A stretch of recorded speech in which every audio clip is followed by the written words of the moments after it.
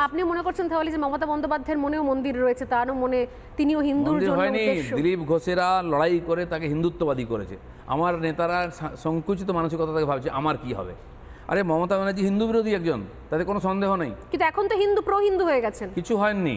এই যে আপনি বলছেন যে মন্দির তৈরি করেছেন, আমি কি বলছি, আজকে হিন্দুত্বের চাপে ওনাকে মন্দির রাজনীতি করতে, বিজেপির তো হিন্দু রাজনীতি, মন্দির রাজনীতি বিজেপি করে, ওনারাই বলেন। সেই মন্দির কেন উনি বানাচ্ছেন? আজকে হিন্দুত্বের কথা না বলে পশ্চিমবাংলায় ভোট পাওয়া যাবে না, হিন্দু সমাজটাকে ব্রাত্য করে দিচ্ছে। আমরা রামনবমী করে এসেছি, আমি তো 10 বছরের বেশি করছি, 15 বছর করছি, সে 10 সাল থেকে। রাম মন্দিরের নিয়ে বাংলায় রাম নাই, বিজেপির রাম আলাদা, বাংলায় এরকম শোভাযাত্রা হয় না, অস্ত্র নিয়ে কেন, অনেক প্রশ্ন হতো। দিলীপ ঘোষ তখন বিজেপি করতো না, হিন্দু জাগরণ মঞ্চ করতো।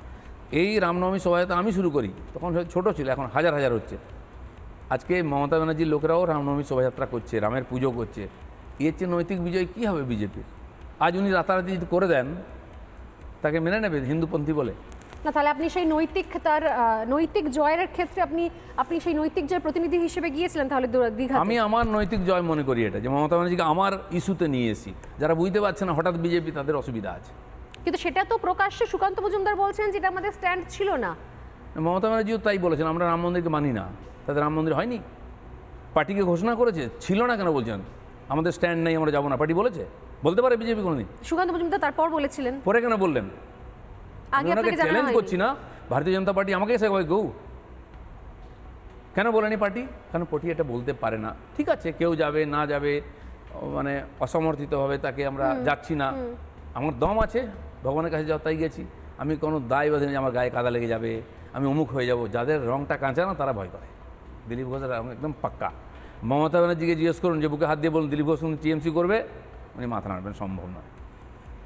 যাদের মধ্যে কনফিউশন, যারা মান্থলি কেটে রেখেছে টিএমসি আর বিজেপিতে, তাদের কথা কি যায় আছে? যেমন মমতা ব্যানার্জি মন্দির তৈরি করলে তাকে হিন্দুত্ববাদী বলবে না, তত এক গলায় দাঁড়িয়ে এই লোকগুলো যদি বিজেপি করে না, তাকে কেউ বিজেপি বলবে না। কিন্তু এটা তো আপনি যেটা বলছেন, তাহলে অনেকে তৃণমূল থেকে এসেছেন সেই সময়তে। আপনি একসময় বলেছিলেন দরজা বন্ধ, আবার আপনিই বলেছেন যে পরবর্তীকালে যে না, দল বাড়ছে, সেক্ষেত্রে লোক দরকার। যারা আগে যে লোক থেকে আকাশ থেকে পড়েছে, সব তো ভিন্ন পার্টির লোকেরা, ভিন্ন পার্টি এসেছে, সব পার্টি এভাবে বাড়ে, আমরাও বাড়িয়েছি। তাহলে আপনি এখন তাদেরকে অ্যাকসেপ্ট করছেন না কেন? তারা আপনার দীঘা যাওয়াটাকে কে দিয়েছে? এদেরকে নেতা কে বানিয়েছে? আপনি বানিয়েছেন। 19% ভোট হওয়ার আগে কোন বেটা এসেছিল? 19টা সিট, 41% ভোট যখন বিজেপি সিকিউর করেছে, তখন মহাপুরুষরা এসেছেন। আবার অনেক মহাপুরুষ আবার মানে কি বলে, রিটার্ন টিকিট কেটে রেখেছিলেন, তারা চলেও গেছেন। নাচছেন কার ঘাড়ের উপরে? আজকে সিকিউরিটি নিয়ে ঘুরছেন, বড় ডায়লগ মারছেন। তার জন্য দিলীপ ঘোষ এবং 250 কর্মী রক্ত আর জল আছে। তার মধ্যে অনেকে আছেন এক কোনায় বসেছিলেন, এখন ঝাঁপিয়ে পড়ছেন। কাউকে বোতল পাঠিয়ে দিলে বলে, কাউকে বান্ডিল পাঠিয়ে দিলে বলে দিলীপ ঘোষের বিরুদ্ধে। কিছু যায় আসে না আমার। দিলীপ ঘোষ যা করছে করবে, আগামী দিনেও করবে। তা যদি বিজেপি না করতে, ওকে দিলীপ ঘোষ লোকে হিন্দু হিসাবে জানে, বিজেপির সমর্থক কার্যকর্তা হিসেবে জানে, এই পরিচয় আমার থাকবে শেষ দিন পর্যন্ত।